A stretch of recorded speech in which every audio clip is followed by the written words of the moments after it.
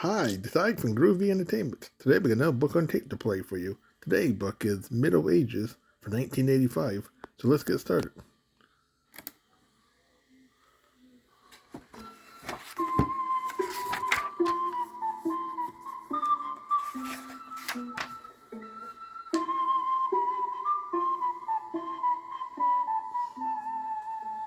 Middle Ages.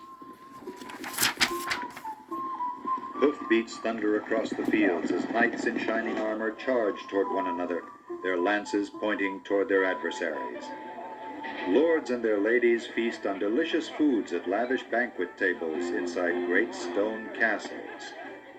Poor peasants labor endlessly in the fields outside the manor walls, struggling to support not only themselves but their wealthy landowners as well. This is life in the Middle Ages. The Middle Ages lasted roughly 1,000 years, from about 500 AD to about 1500 AD. They began after the fall of the powerful Roman Empire and ended at the beginning of the age of strong national governments. When scholars refer to the Middle Ages, they are talking about the history of only a very small part of the world.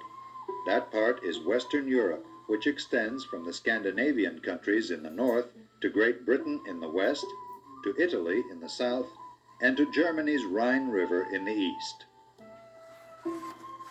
While Western Europe was struggling through the Middle Ages, there were advanced civilizations thriving in India, China, the Muslim Middle East, and parts of Africa. But the Middle Ages is a period of particular interest to us because our culture is primarily based on the history of Western Europe. In ancient times, at the height of its power, the Roman Empire controlled almost all of Europe, the Middle East, and the northern coast of Africa. Then, slowly, the empire weakened. The Roman government suffered from corruption. Warlike barbarian tribes defeated the Roman armies. Finally, the Roman Empire fell, and Western Europe was thrown into chaos. There was no longer an empire with a strong army to protect people. The only security was in Manorialism, and later, Feudalism. Manorialism was a way of life that centered on the manor. A manor was an estate owned by a landlord or lord. Sometimes a manor was surrounded by a high wall.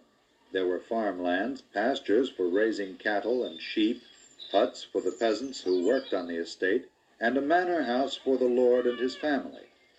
The manor house was sometimes a castle of stone, but sometimes it was a wooden building not much bigger or better than the peasants' huts.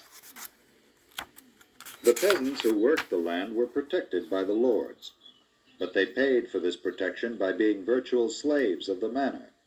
By law, they could not leave the land, and they belonged to their master from the day they were born until the day they died. Every manor had to produce everything the people needed. A wealthy manor usually had a number of people with different skills. There would be a blacksmith, a baker, a miller to grind the grain, a carpenter, a barber, a shoemaker, and other craftsmen. There was little trade and little travel, at least in the early Middle Ages. Robbers, highwaymen, and cutthroats were everywhere. It wasn't safe to travel or to carry goods from one area to another. Feudalism developed later in the Middle Ages. The feudal system was a network of lords and vassals. Vassals were noblemen who pledged their loyalty to a lord. In return, that lord gave each vassal an estate or fief to rule. As rulers of fiefs, these noblemen were also lords who had vassals of their own. Those vassals pledged their loyalty in exchange for smaller fiefs, which they ruled. Under the feudal system, warfare often broke out between different lords. Then armies of knights in heavy armor battled against one another. When they were not actually fighting, the knights practiced their wartime skills by holding jousting tournaments. Culture and learning might have died completely in Western Europe if it had not been for the church. Literature and learning were kept alive in the monasteries. Monks created magnificently illustrated books and scrolls. Priests taught reading and writing. But few people in the Middle Ages felt the need for such intellectual skills. The church was also the only unifying force in Europe. The lord of the manor, as well as the peasants, obeyed the laws of the church. Any lord who broke church law could be excommunicated or denied the benefits of church membership. In addition, all the people on his manor could also be denied the benefits of the church. Understandably, few lords were willing to defy the church. Religious faith dominated every aspect of life in the Middle Ages. For most people, life was short, hard, and poor. The only hope they had was the afterlife promised by the church, and so worship grew very intense. As this religious fervor grew, people began to make pilgrimages. A pilgrimage was a trip to a religious shrine or holy place. As more and more people made pilgrimages, a change came over Western Europe.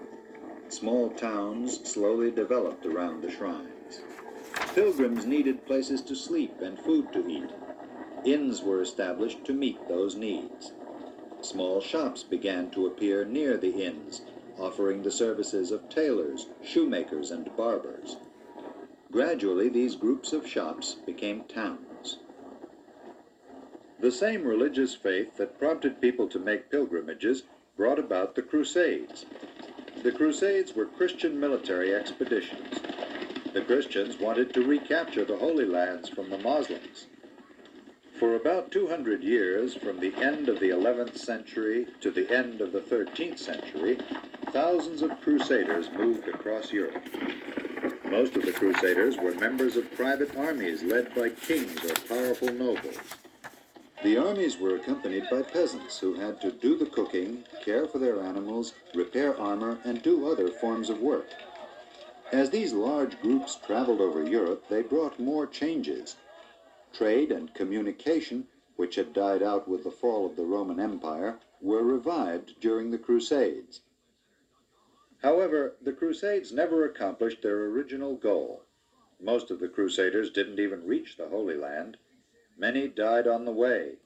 Some settled down in different parts of Europe, and others simply gave up and turned back for home.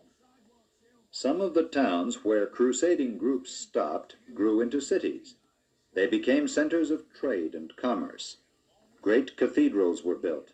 Art and architecture thrived. Chivalry, the code of proper behavior for a knight, turned crude warriors into civilized people. As city life returned to Europe, the middle class grew stronger. At the same time, the feudal system grew weaker, but it was a slow process. Then a terrible epidemic swept across Europe. Called the Plague, or the Black Death, it brought rapid, far-reaching changes.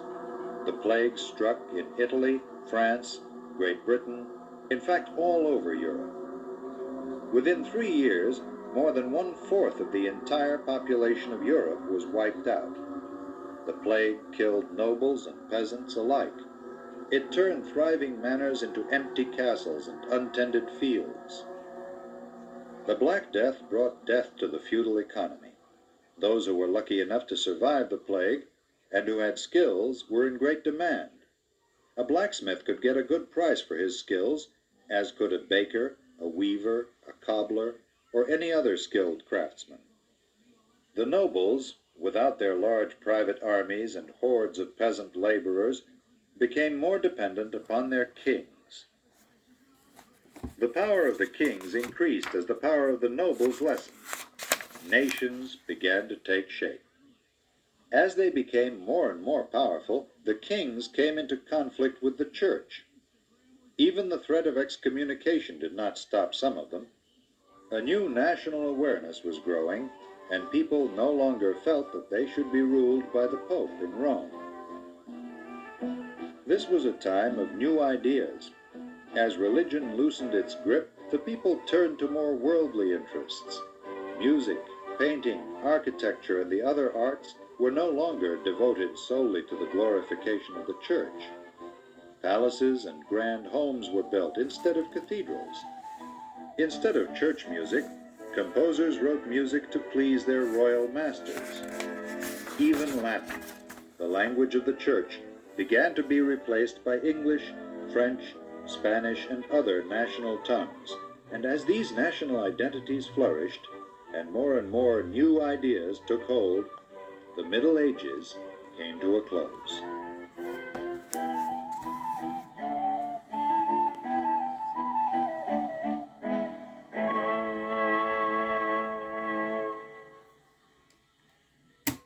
So that was the Middle Ages for 1985. So if you like, subscribe, share, and comment. Now, have a good every day. Our next book will be the Renaissance.